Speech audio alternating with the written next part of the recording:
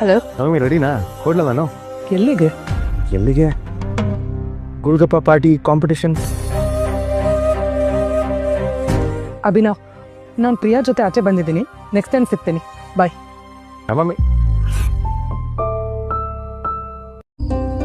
ಅಶ್ವಿನ್ ಇನ್ನೂ ಮಲಗಿಲ್ವಾ? US project run ಮಾಡ್ತಾ ಇದ್ದೆ.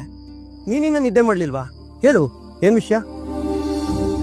ಟೋನು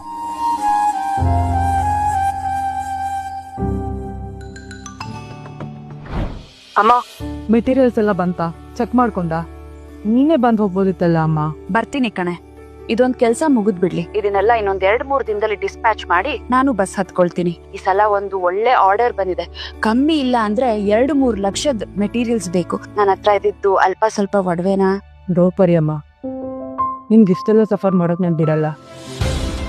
ನಾನೇನು ಸಫರ್ ಮಾಡ್ತಿಲ್ಲ ಕಣೆ, ನೀನೇನು ಯೋಚನೆ ಮಾಡ್ಬೇಡ. ಹೋಗ್